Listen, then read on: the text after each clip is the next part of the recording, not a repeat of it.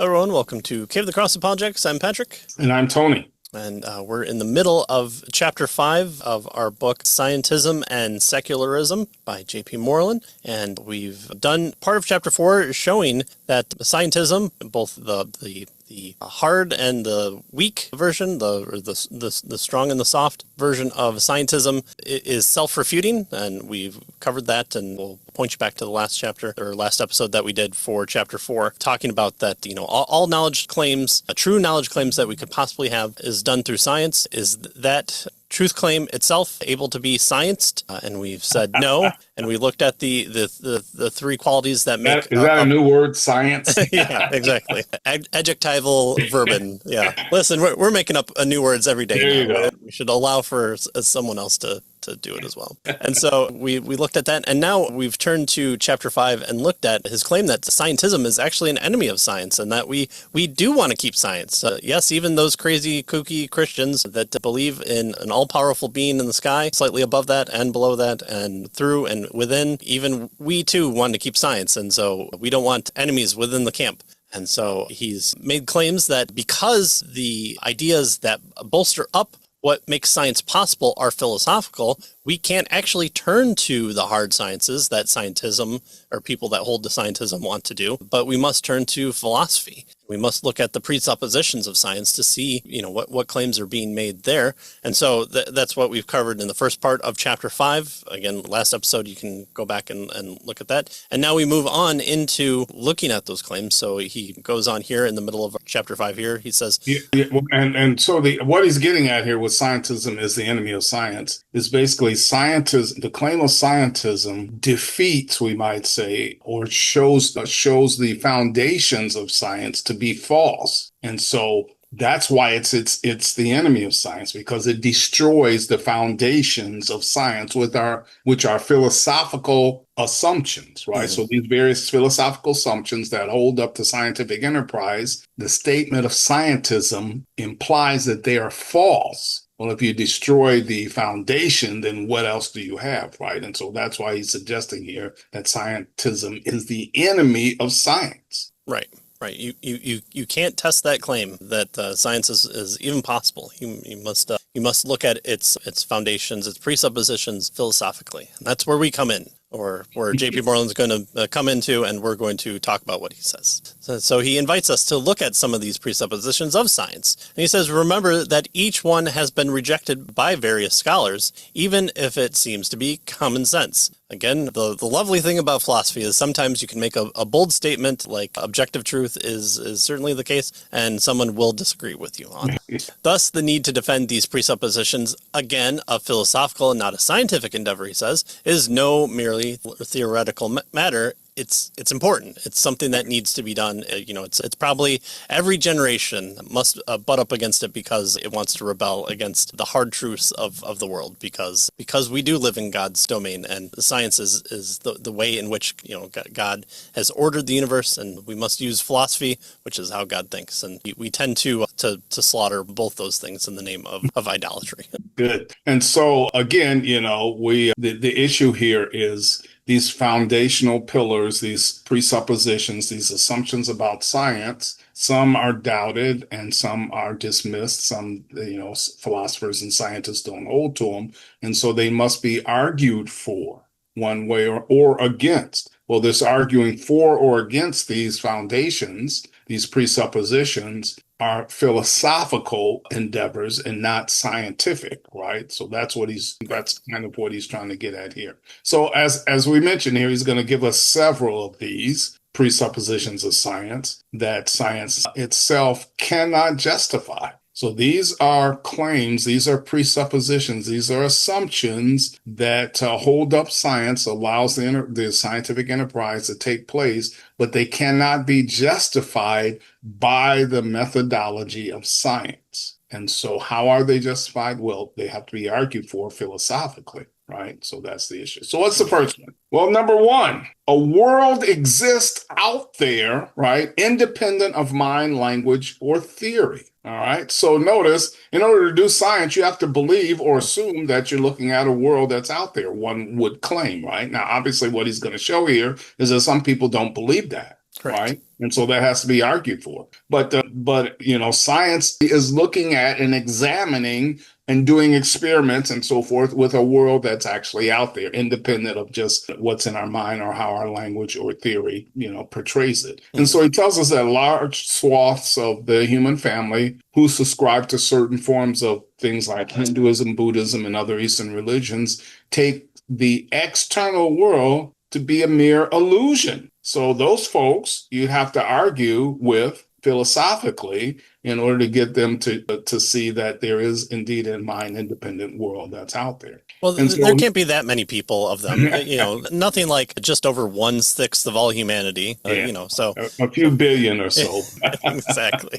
So he tells us that what may surprise us, though, is that many Western intellectuals reject the assumption of metaphysical realism. This is the view that there's an external objective world that really does exist, quite independently of humans, our thinking, our speaking, referring to and theorizing and so forth, right? So in order to do science, you have to believe that you're doing science on something, and the something is the real world that exists independent of our mind, language, and theory. Well, there are people that argue against that there isn't a world like that exists, right? And so you have to do philosophical arguments in order to show that that is, or perhaps is not the case. Right. Well, and no one can legitimately argue that, right? I mean, it's just all something that we know. Whoever he's going to give an example is coming from some, unaccredited community college that is named after the sole person that is teaching the one class there. There's no way that any community college by Fred. No Ivy League scholar would ever make claims as preposterous. Sounds ridiculous, even though there's no world out there. All right, I poisoned the well enough. Well,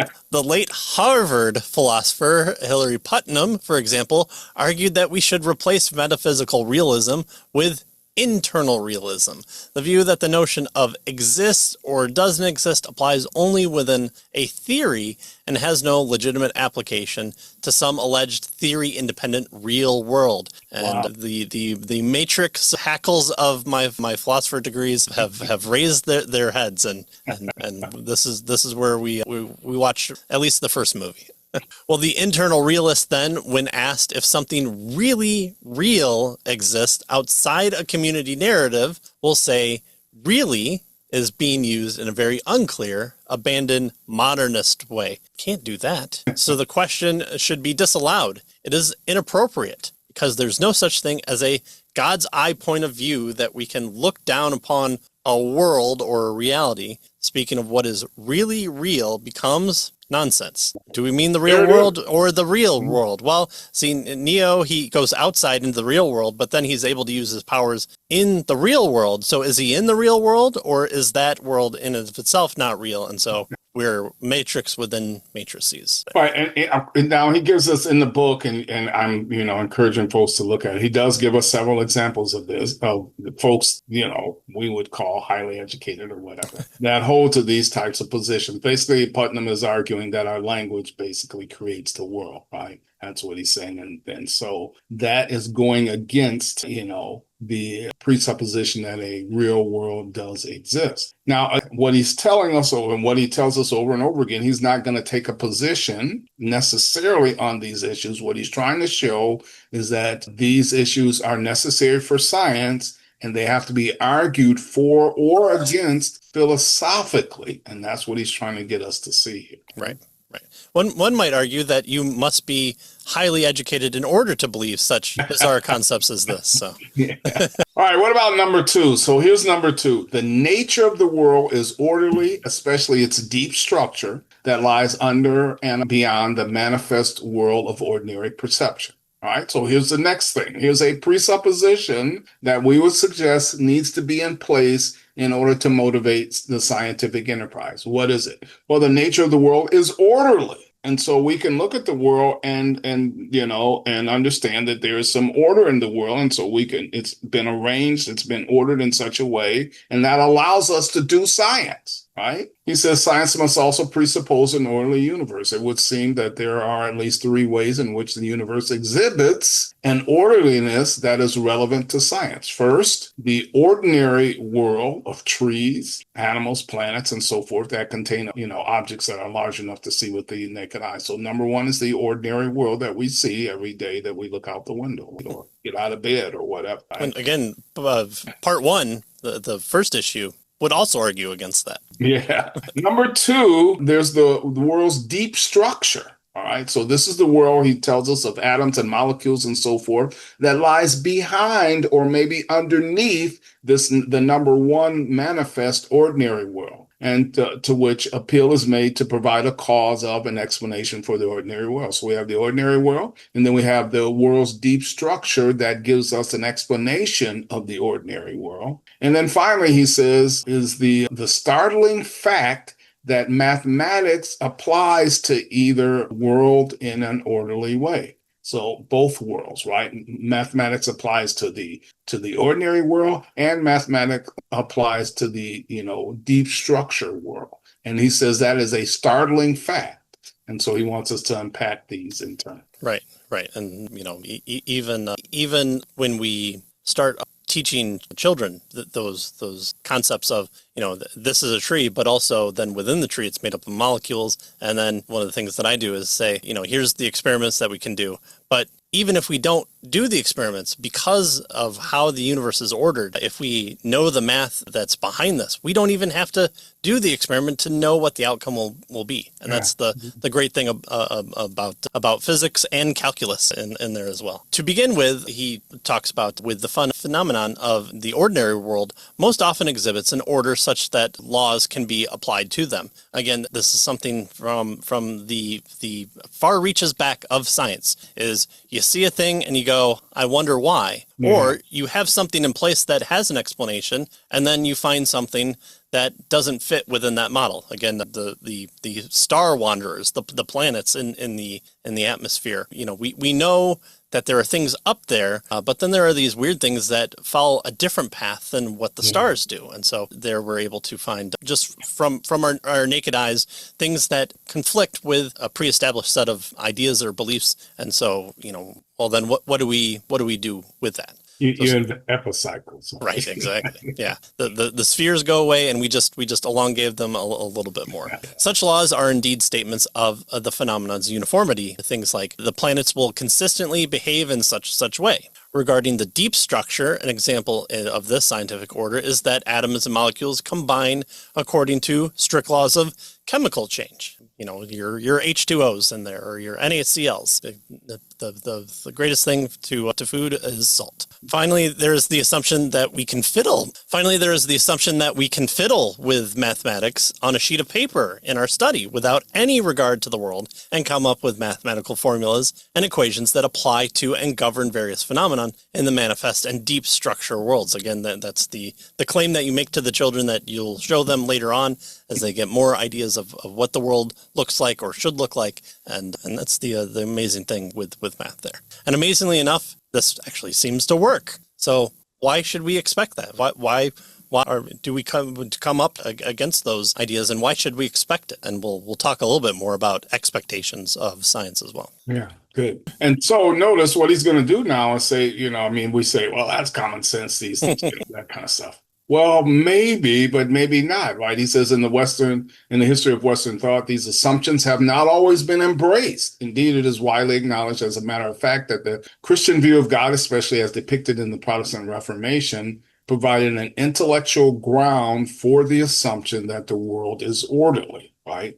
Many folks have made that claim. But he says it is typical that these days to hold a form of linguistic relativity. Namely, the view that it is groups or cultures or those who share a common language that carve up or construct the world and its order differently, right? So there it is there. What gives the world order? Well, it's our our language or, our worldview or that kind of stuff, right? And so in this way, different cultures literally live in different worlds with different principles of order because they speak different languages and so forth. So the orderliness doesn't come from, the world itself. We somehow give it order by our language. He also gives the illustration here of Kant. Says, again, the order comes from within our minds, right? The mind gives order to the world. And so again, is the world orderly? Well, you have to argue for it. Some people say yes, some people say no, right?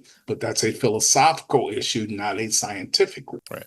Well, the most important point for our purposes is that the existence of an orderly, deep structure has not been evident to many people, including many contemporary scholars. And he says, once again, his purpose here is not to resolve this conflict or take sides, although he might hold to a certain side, but that's not his purpose here. Rather, he's trying to show that a portion of the academic community rejects this assumption of science. And the content of this assumption of science, along with the arguments both for and against it, are scientific in nature, and we can test it, and we can break it apart in its atoms. No, that's not what it is. It's philosophical. It's not scientific in nature. And so again, if you're holding to the scientism that only the hard sciences can give you the truth, well, then this too, whatever part of the side is, there's a claim being made, you're the scientist, this is in your field, which side do you fall on? Well, unless if I'm shown something that I can do the testing on, the hard sciences on, repeat it, write a paper on, get peer reviewed, it doesn't make its way into the political nature whatsoever, then we're able to know truth that way.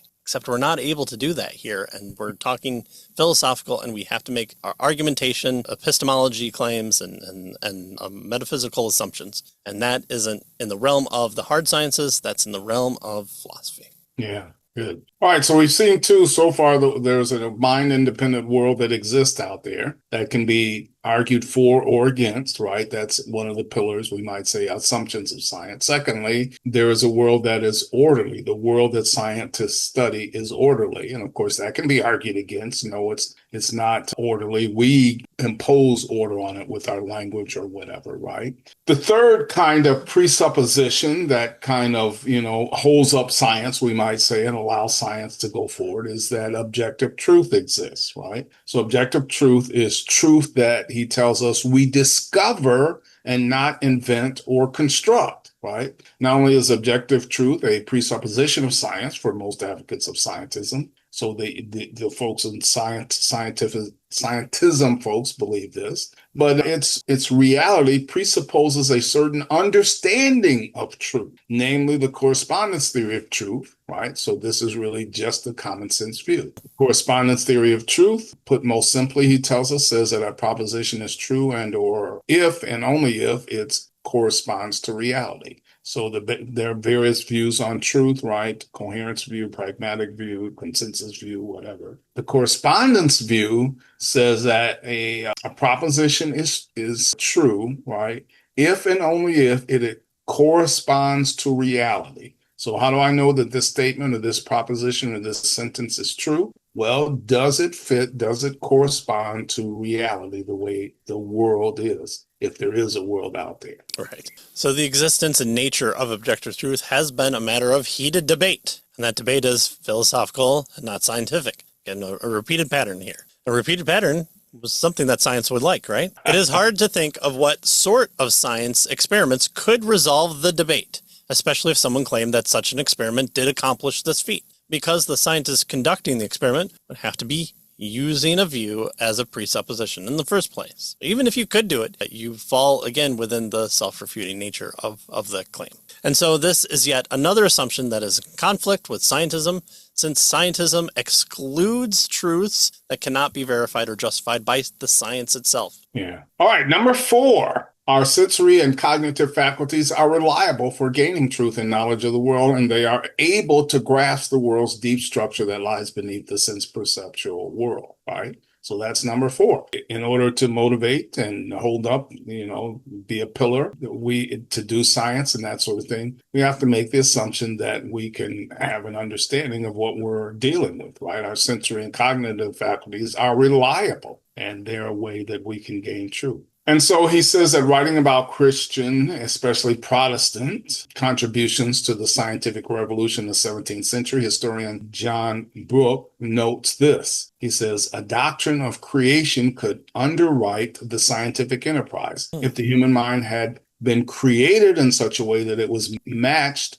to the intelligibility of nature, then the possibility of secure scientific knowledge could be affirmed. So if there was a, super intelligence that created our mind to match with the way the super intelligence created the world, then, the possibility of secure scientific knowledge could be affirmed. We could say, yes, we can, to a certain degree, note that our cognitive and sensory faculties are indeed reliable because they were created to be that way. Right. So there's one way that we can argue for that, and also argue for the existence of a supernatural creator. Right. Well, and we don't want that. That's outside the realm of possibility. That's not even something that we can bring to our peer review. So let's just shuffle that off to the side. But if we believed that blind physical processes, this is where I'm comfortable in. I'm a Mr. Scientist, and blind physical processes are what gives me confidence that I'm able to know the world. If it gave rise to our senses and cognitive faculties, we would have an undetermining naturalistic story that would lead us not to truth, not to trust our faculties. The problem of justifying the assumptions that we can trust our sensory and cognitive faculties becomes especially acute when we consider the combination of scientism and its creation myth, evolutionary naturalism. So there's the big problem. And here's the basic problem, right? And it's something that we've talked about before with, I believe, Mitch Stokes's How to Be an Atheist, and I think Nancy Pearcey also covered it in her book Finding Truth, and all those can be found on Cave of the Cross as well. So here's the basic problem. According to naturalistic evolution, which again we're Mr. Scientists, we have to accept this. It's the only answer out there. It's the science. So according to naturalistic evolution, all the science, all of the organism's parts, including its sensory and cognitive faculties, if they have such, are what they are because of one thing.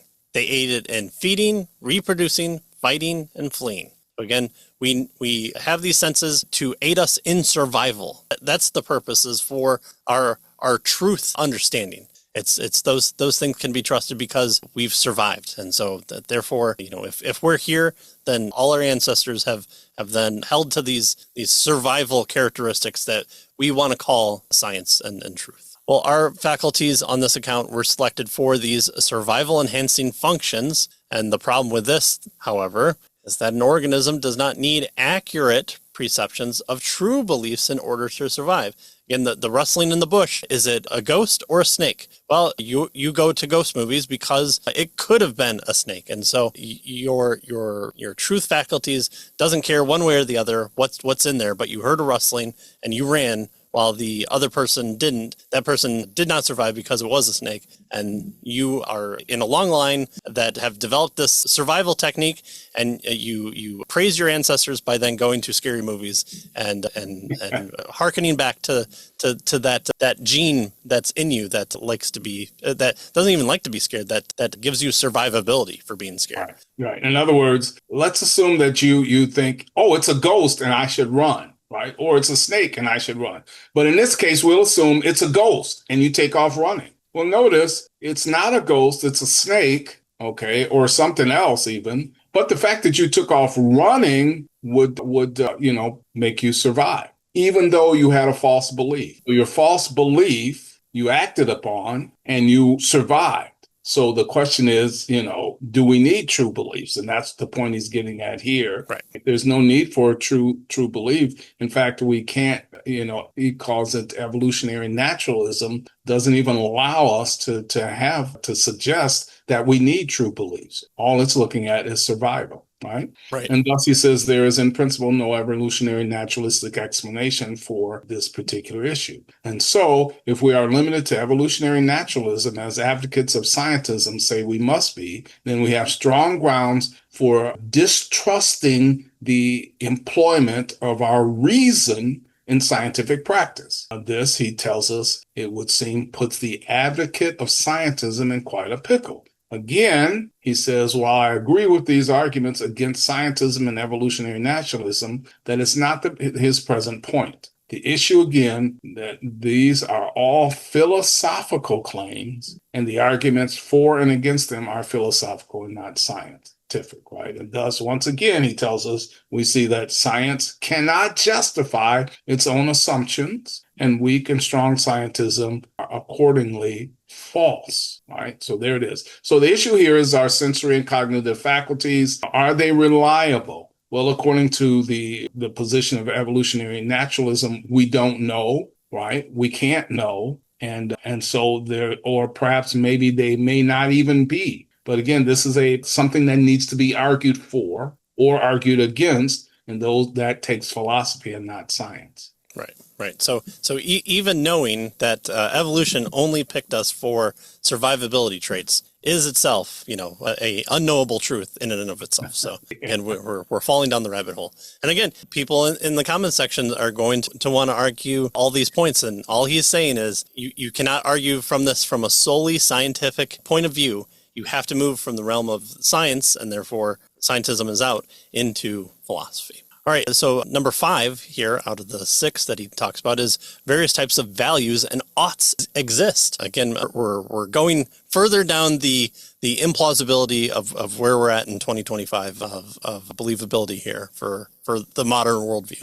Well, there are at least 3 types of values that most scientists presuppose in their work. Moral values is one. One ought to record and report their data honestly and tell the truth about their experiments. And I think the past 10 years have shown that might not be a high bar for people to stumble. Be careful. Be careful.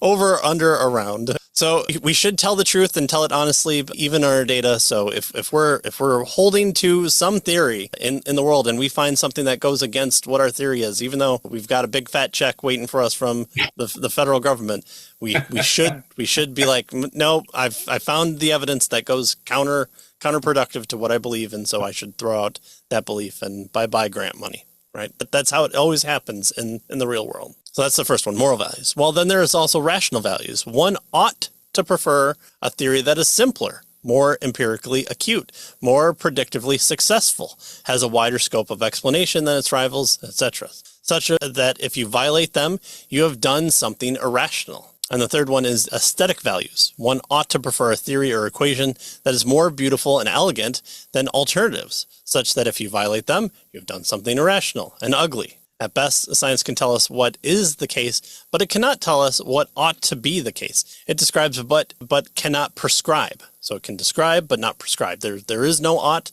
there is just the is there. Since they involve oughts that prescribe, these 3 types of values are assumptions of science that science cannot justify. And I'll plug a book review here that I have. I think it's one of our first book reviews on caveofthecross.com. If you click on the top for book reviews and you scroll all the way down, I don't even think I have a pretty cover photo for it yet, but it's Sabine Hassenfelder's Lost in the Math, where she argues that her scientist friends are all trying to find the answer for quantum physics and the like. And, they're all looking for these values that are knowable and beautiful and simple. And she comes up against those claims and says, well, why should that be the case? And it's quite interesting. She used a lot of biblical references in her book as well. But she is making this claim of why ought we to expect this? We ought not to. And my review kind of goes into her presuppositions that kind of undercut her values there as well.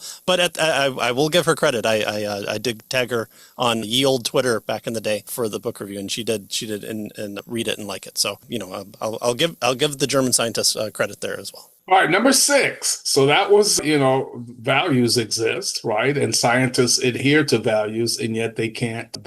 Scientism doesn't allow for that, right? That's the issue. Number 6, the laws of logic and mathematics exist. Well, go figure, right? But we can put these people in the science camp, right? Like they share the same building on our campuses. And so it tells us that even though science appeals to the laws of logic and mathematics and thus presupposes them, it can justify them. Why? Well, because logic and mathematics are a priori fields. That is, the relevant laws are warranted by direct rational awareness without any appeal whatever to sense experience. science. The scientists, how sciences, right, especially the hard sciences, are a posteriori disciplines that crucially justify their laws and theories by appeal to empirical observations. Right. Mathematical and logical fields are a priori, and therefore there's no direct sensory experience with regard to observation, whereas scientists or sciences are a posteriori disciplines, and they, adhere to and justify their laws and so forth by empirical observations. And so the laws of logic and mathematics just cannot be defended by scientism claims. That's what. Yeah. So having the equation, I think at the start of it was something like 7 plus 2 or something along those lines. 3. Yeah, and he equals 17, right? He gave the vastly wrong answer there. Well, we know that's always going to be the case. That will be the wrong answer. That it's always going to be 9 being the answer. And no matter how many times, no matter how many ways you write it, no matter how many trees in the forest you find, it will always equal that number. But what a tree is made of is something that needs to be experimented upon. It could be made up of something different. It could not be of wood, but a naturally occurring steel. And so therefore you have to do your science experiments there. Those are the ones that we get really excited about when we find something, one of these trees is not like the other. We learned it from Sesame Street, but then the scientists get really, really excited when one of those things is not like the other. And so those are the 6 then of the ideas that undergird, that build up the foundations of science, of what makes good science, what the Western world has kind of hearkened to. Even the post-Enlightenment era, for a little bit, have held on to those things. And of course, as Christians, we're going to point back to the foundations being the belief in Christianity that have helped to move those from the Greeks and Roman world into the more enlightened Christian phase. And so while you might look at those 6 things and go, well, of course, no one's going to really argue against that. The fact here is there is an argument to be made for those. There are people that stand on different sides of the equation there, especially the oughts and is and objective truth. And so what do we do with that? Well, the science can do nothing about that. You then have to take off your science hat and put on a philosopher hat. So he says, in conclusion, then, in all this discussion, do not miss the forest from the trees. Hey, look, I made a forest reference as well. The conclusions of science cannot be stronger than their presuppositions. They are many things that science presuppose. But science itself cannot justify those presuppositions. It needs philosophy to do that. And therefore, the philosophy of scientism, which is not itself science, ends up being the enemy of science itself. Scientism tries to undergird science, but it is unable to do so. It fails on the first start because it is a philosophical claim. So that does it for this good chapter. Yeah. Right. And so we've got a few other areas to talk about there. So we're about halfway point in our book. Let's see, what's our next one? Yeah, the next chapter, chapter 6, he's going to look at weak scientism, which is not as strong as strong scientism. The claim isn't as strong, but still he's going to suggest that it has its problems as well. Right. Chapter 6. Yes. And so that's where we'll start next time. And of course, you can check out all the past episodes on the various platforms. And hopefully you'll join us next time as we continue to look at scientism and the dangers it proposes. Well, thanks for joining us, and we'll see you next time. See you next time.